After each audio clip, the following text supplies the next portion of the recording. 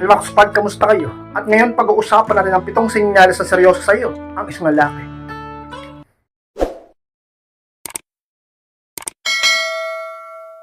At kung handa na kayo na po tayo, at muli, be inspired!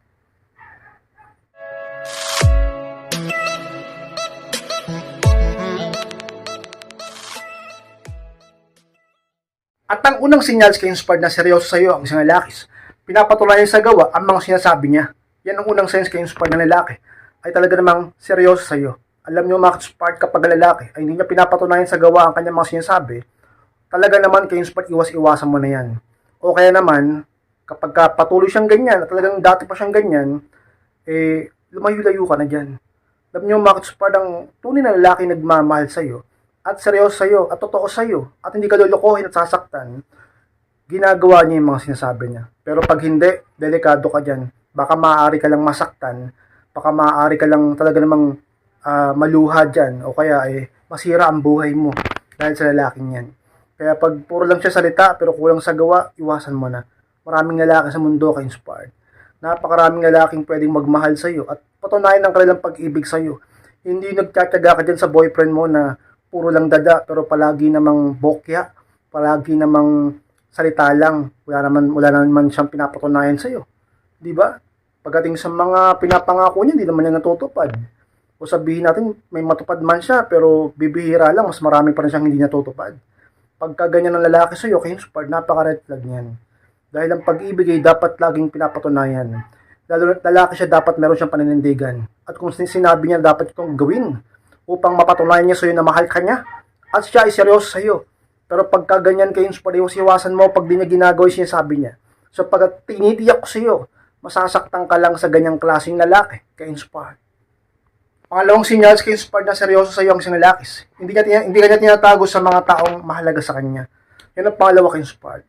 Once na tinatago kanya sa mga taong mahalaga sa kanya, ibig sabihin lang yan meron pa siyang iba. O kaya naman hindi siya seryoso sa iyo. Wala siyang balak na makasama ka pang habang buhay. Gusto mo ba na magtsatsaga ka ba sa ganung klaseng pag-ibig lang, ka-inspired, hindi pang matagalan, panandalian, at parang laro-laro lang? Ayaw kanyang ipakilala sa mga taong mahal niya. Hindi kanya gustong makilala ng mga taong mahalaga para sa kanya. Pagka ganyan ka-inspired, iwasan mo na. Maraming lalaki sa mundo, hindi lang siya. Maraming lalaki dyan na handa kang ipagmalaki sa buong mundo at sa pamilya niya. Hindi yung nagtsatsaga ka sa ganyan. Seryoso ba yan? Seryoso ba yan pagka ganyan? Diba? Ayaw kanyang ipakilala sa kung kanino man. Ayaw kanyang ipakilala sa mga mahal niya sa buhay. Napaka-red flag niyan.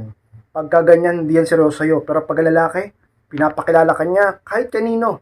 Ibig sabihin lang yan, mahal ka talaga niya. Ibig sabihin lang nun, seryoso yan sa'yo. Ka-inspired. Pangatlong senyals ka-inspired na talaga namang seryoso sa'yo ang isang lalaki. Palagi siyang gumagawa ng paraan upang magkaroon kayo ng quality time. Yung pangatlo ka-inspired. Alam niyo yung isang lalaking seryoso sa'yo, hahanap at hahanap ng paraan yan para makausap ka, para makasama ka, para makita ka, para magkaroon kayo ng kalidad na oras sa isa't isa, makapag-banding kayo, diba? Maparamdam niyo sa yung mahal ka niya, at talaga namang gusto niya rin maramdaman yung pagmamahal mo. Kaya hanap siya ng paraan para magkaroon kayo ng pagkakataon para sa isa't isa. Seryoso yun sa'yo, mahal ka nun. Pero pag lalaki para bang paputyo-putyo lang yung binibigay na panahon sa'yo, hindi gumagawa ng paraan, ikaw pang gumagawa ng paraan para lang magkita kayo. Siya parang pa-chill-chill lang, okay lang kung magkita kayo o hindi, okay lang kung magkausap kayo o hindi, okay lang kung magkasama kayo o hindi. Magtsatsaga ka ba sa ganyang klaseng relasyon? Napaka-red flag niyan. At napaka talaga naman ka-inspired pasukin sa level ng katoksikan. Pagka ganyan may stress ka lang, maraming lalaki sa mundo. Ka-inspired. Pagka ganyan hindi yan seryoso sa'yo. Pero pag lalaki, laging gumagawa ng paraan para magkaroon ka ng quality time kasi yun ang nararamdaman niya. Kasi sa isip niya, seryoso yan sa'yo. Mas inuuna ka niya kaysa sa pamilya niya. Kung minsan ganun, sa kaibigan, barkada niya, sa mga kasanayan niyang gawin nung single pa siya. Diba, ikaw pa rin. Lagi siyang maghanap ng paraan para makasama ka. Pero pagka talaga namang, diba, ikaw na mismo, nagpapaka ka rin eh. Niloloko mo rin sarili mo eh. Ramdam mo na nga na hindi seryoso sa'yo, nandiyan ka pa rin. Tapos kapag di ka nabibigyan ng oras, iyak-iyak ka, o magrereklamo ka, o mga away ka, o masasaktan ka. Mahal mo. Mahal ka ba talaga niya? Alam niyo, maraming lalaki sa mundo, madaling sabihin.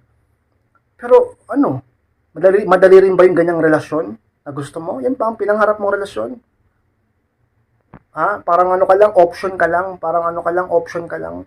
Parang hindi ka ganung pinapahalagahan. Pero pag lalaki ka yung laging gumagawa ng paraan upang mabigyan ka ng quality time sapagkat mahal ka niya, ay seryoso yan sa'yo, ka-inspired. Pang-apat sinyalis ka-inspired na seryoso sa'yo ang isang lalaki. Handa siyang ayusin ang problema. Palagi niyang handang ayusin ang problema. Bakit? Sapagkat yan ay seryoso sa'yo. Pero pag ang lalaki hindi serious sa'yo, eh okay lang. Hindi na maayos ang problema niyo, okay lang kahit mawala ka, okay lang kahit maghiwalay kayo, okay lang kahit na matapos ang inyong relasyon. O, seryoso ba yon? Pero pag lalaki, talaga naman handang gumawa ng paraan para sa inyong relasyon. Hindi siya susuko. Hindi siya titigil. Ikaw halos taas kamay ka na, suko ka na, pero siya, ipaglalaban niya pa rin yan. Ganon ang tunay na seryoso sa relasyon. Hindi yung konting problema lang, konting pagsubok lang, aayaw na, iiwan ka na, pababayaan ka na, suko na, makipaghiwalay na, maghahanap na ng iba, manggo-ghost na, pag no contact na, talaga namang ka-inspire, hindi seryoso yun pagka ganon. Pero pag ang lalaki talaga namang ka-inspire, kitang-kita ng dalawang mata mo, at ramdam na ramdam ng puso mo, sinasabi pati ng isip mo, talaga namang kung anong ginagawa niya totoo, na siya ay seryoso sa'yo sapagkat gumagawa siya ng paraan at effort, kahit na anong problema niyo, para sa'yo sapagkat mahal ka niya. Kapag ka ganyan ka-inspire, seryoso yan sa'yo, ka-inspire. Panglimang sinyalis ka-inspire na seryoso sa'yo ang isang lalaki. Nakikita ka niya na bahagi ng future niya, hindi lang pang ngayon. Yan pala ka-inspire. Sipin mo yan, kung gaano ka seryoso yan. Pati sa hinaharap, ikaw yung nakikita niya. Pati sa hinaharap, bahagi ka ng buhay niya. Hindi ka nawawala. Hindi ka pinapalitan. Sa hinaharap, sa nakikita niya, vision niya, ikaw pa rin. Pero yung iba na hindi seryoso, pang ngayon lang yan. Ngayon lang. May iba pang gusto yan, hindi pa ikaw. Hindi pa talaga final yan sa'yo. Darating at darating na araw, mananawa yan sa'yo. Manlalamig, mangiiwan, maghanap ng iba. Sasaktan ka lang. Diba? Pero pag nakikita mo sa mga plano niya, ramdam na ramdam mo kasama ka, talaga naman ka-inspired, pinapatunayan niya. Lagi siyang may plano para sa inyo. Bahagi ka ng future niya. Pagka ganyan, seryoso yan sa'yo. Pero pag talagang parang para siyang may mga lalaki kasi na parang wala-wala lang. Alam mo mismo, ikaw na mismo, yung instinct mo na mismo nagsasabi. Hindi yan seryoso sa'yo. Huwag ka na magtyaga sa ganyan. Maraming lalaki sa mundo, masasaktan ka lang. Sayang ang oras mo. Paano pag may edad ka na? Sasayangin mo oras mo sa ganyang lalaki? Maghanap ka ng seryoso sa'yo. Yung meron talagang plano sa buhay. Nakasama ka. Ka-inspired. Pang-anong senyales ka-inspired na lalaking niya na seryoso sa iyo is pinapakinggan niya ang opinion mo. Meron siyang respeto sa iyo. Ito pang-anong ka-inspired. Kapag ang lalaki may respeto sa iyo, papakinggan niya palagi ang opinion mo. Sapagkat bahagi ka ng buhay niya at dahil meron kang halaga para sa kanya, mahal ka niya at seryoso yan sa iyo. Kapag kayan ay yun nang kikinig sa iyo. Ibig sabihin, nare-respeto niya ikaw. Pero pag lalaki ayaw kanyang pakinggan, patigas ang ulo niya pagdating sa iyo, wala pa siyang respeto pagdating sa iyo, nakikita at nararamdaman mo yon. Nagpapakaano ka lang talaga, nagpapakabulag-bulag ka lang talaga. Kala mo wala lalaki sa mundo, no? Mag-self-improve ka kasi upang mamulat yung mata mo na marami pa palang pwedeng talaga namang maging lalaki dyan, di ba? Na maging lalaki mo, na matunay na nagmamahal sa'yo, hindi yung ganyan. Na walang galang sa'yo, walang respeto sa'yo. Yung sinasabi mo, binobokya niya. Yung sinasabi mo, hindi niya pinapakinggan. Yung sinasabi mo, kinokontra niya. Yung sinasabi mo, pinapagalitan ka pa niya. Concern ka lang, nagbibigay lang ng suggestion, nagpapayo ka lang, galit ikaw pa masama. Talaga namang ka-inspired pagka ganyan din seryoso sa'yo. At nakukulangan talaga yung ka-inspired sa pagmamahal sa'yo. Pero pag lalaki mahal ka, partner kayo, tulungan, nagtutulungan, nakikinig sa isa't isa, sumusunod sa isa't isa, at talaga namang ka-inspired, merong respeto at galang sa'yo. Kahit pa sa mga sinasabi mo, ka-inspired. Pang-pitong senyales ka-inspired na lalaking yan ay seryoso sa'yo is, hindi lang siya sweet kapag may kailangan. Yan ang pang-pito ka-inspired.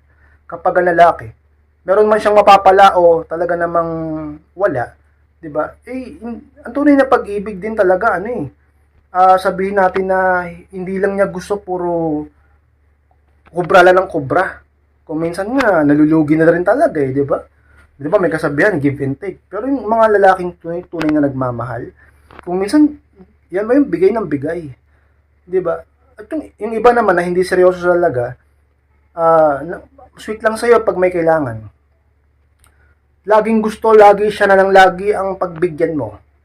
Pero pagdating sa'yo, ikaw ang magre-request sa kanya, ikaw yung hihiling at magdedemand sa kanya, para bang nagagalit pa siya, para bang nagre-reklamo pa siya, hindi pa bukol sa puso niya. Ka-inspired kapag kaganyan ang partner mo. Sweet lang sa'yo, mabait lang sa'yo, maamo lang na parang tupa kapag may kailangan. Talaga namang ka-inspired, hindi yan totoo sa'yo, hindi yan seryoso sa'yo. Kapag ikaw nang nagre-request at humihiling sa kanya para bang hindi bukal sa puso niya. Pero pag lalaki ka-inspired, kahit hindi ka magsalita, ibibigay niya ang pangangailangan mo. Alam niya kung anong gusto mo. At hindi lang siya sweet kapag may kailangan siya sa'yo. Ka-inspired, seryoso yun sa'yo pagka ganyan ba ang boyfriend mo?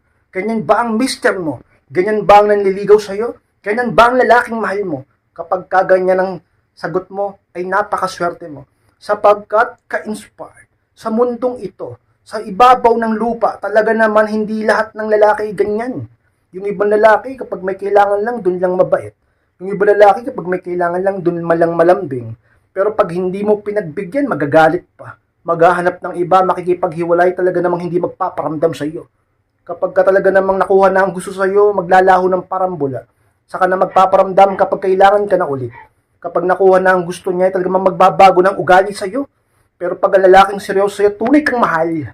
Hindi magbabago sa yan. May nabibigay ka man o wala. Basta't andyan ka, sapat na yon ang presensya mo, ang paramdam mo, ang reply mo. Mahal ka niya, ka-inspired pagka ganon. Sana lahat kayo ganyan ang partner nyo. Na hindi lang sweet kapag may kailangan, lagi siyang malambing sa iyo. Lagi niyang pinapakita at pinaparamdam sa iyong mahalaga ka. Mahal ka niya. Seryoso yan sa iyo. Ka-inspired. Nakasupport, maraming salamat po sa pagtapos ng vlog nito. Kung kalimutan na mag-like, comment, and pakishare na rin ng video na ito upang makatulong tayo sa iba. Sa mga hindi pa po nakakalik ng subscribe, click nyo na po yung subscribe, makasupport, click nyo na po notification bell upang malaman nyo pag may bago akong upload. At sa mga hindi pa po nagpapa-coaching dyan na gustong magpa-coaching, magpa-one-on-one coaching, ay talagang message na po ako sa aking Facebook, ay hindi po kapalipigay ko. At talagang ako magre-reply sa inyo. Kung hindi nyo makita sa FB, hindi lumalabas yung FB ko. Sinearch sa FB, sa Messenger. Try nyo i-search yung pangalan ko sa Messenger, Aldin Capa. At i-check nyo ako kung mismo yung kakausap sa inyo. Maraming salamat, mga inspired. Mahal ko po kayo, mag-ingat kayong lahat. At muli, be inspired.